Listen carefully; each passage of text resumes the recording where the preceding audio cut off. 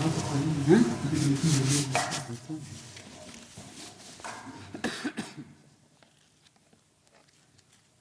أن لا إله إلا الله وحده لا شريك له وأشهد أن محمدا عبده ورسوله أما بعد فأعوذ بالله من الشيطان الرجيم بسم الله الرحمن الرحيم الحمد لله رب العالمين الرحمن الرحيم مالك يوم الدين إياك نعبد وإياك نستعين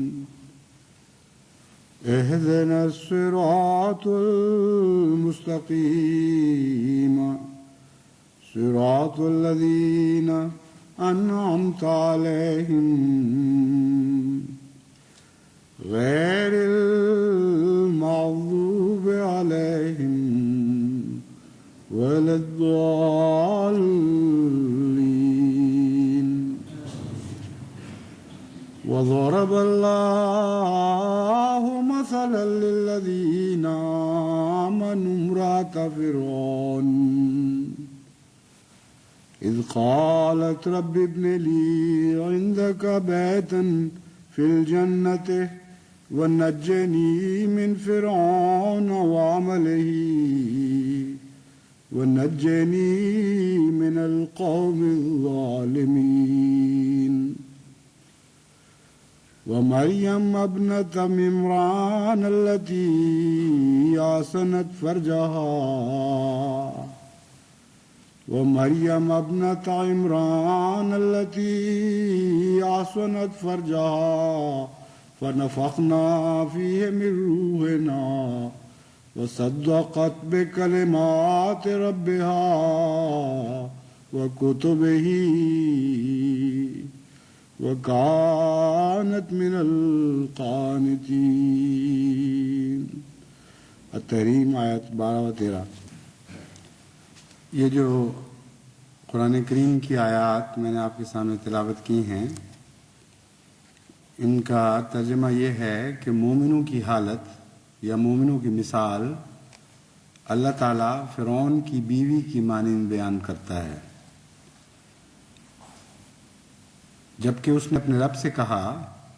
کہ اے خدا، تو اپنے پاس ایک گھر جنت میں میرے لیے بھی بنا دے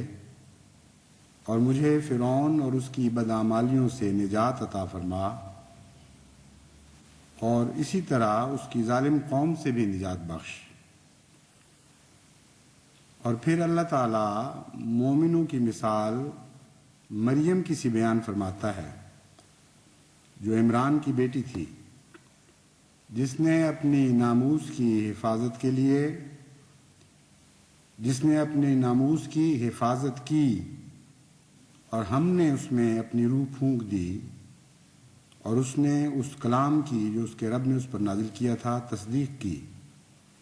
اور وہ اس کی کتابوں پر بھی ایمان لائی، اور اس نے فرما برداروں کا مقام حاصل کر لیا۔ یہ وہ آیت کریمہ ہے جس کو پاکستان کے مبینہ قرطاس ابیض کے مصنف نے یا مصنفین نے نظر انداز کر کے حضرت مسیح موعود علیہ السلام پر ایک عجیب اعتراض اٹھایا ہے۔ ویسے تو جتنے بھی اعتراضات ہیں وہ تمام تر قرآن کریم کی کسی نہ کسی آیت کریمہ یا کسی تعلیم کو نظر انداز کر کے اٹھائے گئے ہیں، لیکن یہ آیت کریمہ بطور خاص کھلے لفظوں میں وہ بات بیان کر رہی تھی جس کی لا علمی کے نتیجے میں یا عمدن جس سے آنکھیں بند کر کے اس اعتراض کو اٹھا کر حضرت مسیح موعود علیہ الصلوۃ والسلام پر تمسخر کیا گیا۔ چنانچہ ایک اعتراض یہ کیا گیا، اس کا عنوان ہے بعض دلچسپ اور عجیب و غریب تعویلات۔ مرزا صاحب اپنے مسیح ابن مریم ہونے کی عجیب و غریب تعویل کرتے ہیں، جس میں پہلے وہ اپنے آپ کو مریم تصور کرتے ہیں اور پھر حضرت عیسیٰ کی روح اپنے اندر پھونکے جانے کا ماجرا بیان کرتے ہیں۔ یہ جو رنگ اختیار کیا گیا ہے یہ اسی قسم کا تمسخر کا رنگ ہے جو ہمیشہ تمام انبیاء کے خلاف اختیار کیا جاتا رہا ہے، اور ان کے عام علماء اس میں اور بھی رنگ بھر کے چسکے لے لے کر اس بات کو اس طرح بیان کرتے ہیں کہ گویا نعوذ باللہ من ذالک حضرت مسیح موعود علیہ الصلوۃ والسلام عملاً فعلاً اس بات کے قائل تھے کہ آپ کو حمل ٹھہرا، آپ کے پیٹ میں ایک بچہ بنا، اور وہی بچہ گویا کہ وہ حضرت مسیح موعود علیہ الصلوۃ والسلام خود ہیں۔ اس رنگ میں تضحیک اور تمسخر کے طور پر یہ اعتراض کیا جاتا رہا ہے اور اب بھی کیا جاتا ہے۔ اسی کی طرف اشارہ کرتے ہوئے یہ عبارت رکھی گئی اس میں، اور باہر کی دنیا جو ان باتوں سے بے خبر ہے ان پر یہ تاثر ڈالنے کی کوشش کی گئی کہ ایک نعوذ باللہ من ذالک مخبوط الحواس انسان تھا، ایک ایسا شخص جس کا دماغی حالت کا نمونہ یہ ہے کہ خود ہی اپنے آپ کو مرد ہونے کے باوجود عورت بناتا ہے، اور وہ بھی مریم، اور پھر حمل ٹھہراتا ہے اور کہتا ہے کہ ایک بچہ پیدا ہو گیا۔ تو جس طرح دیوانے مخبوط الحواس لوگ اس قسم کی باتیں سوچا کرتے ہیں، اسی قسم کا ایک انسان ہے۔ اس پہ پہلی بات تو قابل غور یہ ہے، اگر اسی قسم کا انسان ہے تو پھر اس سے اسلام کو یا پاکستان کو خطرہ کیسے لاحق ہو گیا؟ ایسے ہزاروں لاکھوں دیوانے دنیا میں پھرتے ہیں، اور کبھی کسی معقول انسان نے یا کسی قوم نے ان کو اپنے لیے خطرہ تصور نہیں کیا۔ تو تمہارا جھوٹ تو اس سے ثابت ہو جاتا ہے کہ ایک طرف ایک دیوانے، ایک مرگی کے مریض، ایک مخبوط الحواس کے طور پر اس شخص کو پیش کر رہے ہو، اور دوسری طرف عنوان یہ لگا ہے کہ تمام عالم اسلام کے لیے ایک انتہائی سنگین خطرہ ہے۔ یہ بین ہی اسی قسم کی بات ہے جیسے حضرت اقدس محمد مصطفیٰ صلی اللہ علیہ وآلہ وسلم کو ایک طرف ظالم لوگ مجنون کہتے تھے، ساحر کہتے تھے، اور دوسری طرف تمام دنیا کے لیے خطرہ سمجھ رہے تھے، اور صرف 100 سال نہیں، سینکڑوں سال تک ایک خطرے کے طور پر آپ کو سمجھا گیا، اور اس خطرے کے مقابل پر اسی قسم کے جھوٹے فساد کھڑے کر کے اسلام کو دبانے کی کوشش کی گئی۔ تمام عیسائی لٹریچر اس فرضی خطرے کے اس گندے مقابلے سے بھرا پڑا ہے۔ فرضی خطرہ ان معنوں میں کہ انسانیت کے لیے وہ کوئی خطرہ نہیں تھے، فرضی خطرہ ان معنوں میں کہ ہر خوبی کے لیے حضرت اقدس محمد مصطفیٰ صلی اللہ علیہ وسلم کوئی خطرہ نہیں تھے،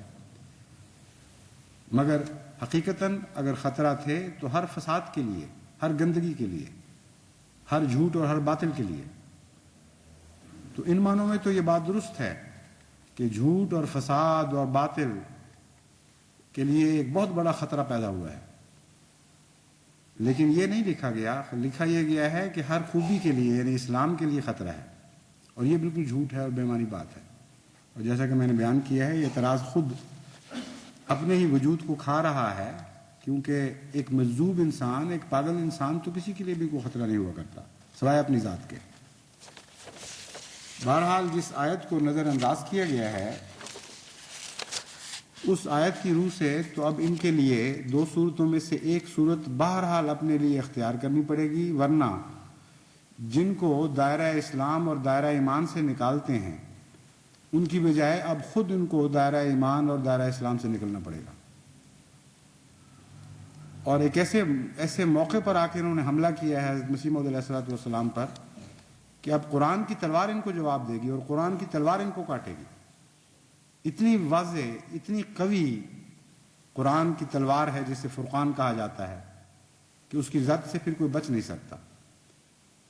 چنانچہ جس آیت کی میں نے تلاوت کی ہے اس میں مومنوں کی دو ہی حالتیں بیان فرمائی گئی ہیں. فرمایا ہے تیسری کوئی شکل یہاں بیان نہیں، یعنی یہ فرمایا گیا کہ یا تو مومن فرعون کی بیوی کے طور پر ہے اور اس پر وہی مثال صادق آتی ہے جو آسیہ کے اوپر آسیہ کی مثال تھی، اور یا پھر مریم کی مثال اس پر صادق آئے گی، اور اس مریم کی مثال جس میں ہم نے روح پھونکی اور پھر اس سے مسیح ابن مریم پیدا ہوا. یعنی محض مریم کی مثال نہیں بلکہ ایک ایسی مریم کی مثال جس میں روح پھونکی گئی، وہ حاملہ ہوئی اور اس کے نتیجے میں ایک بچہ پیدا ہوا.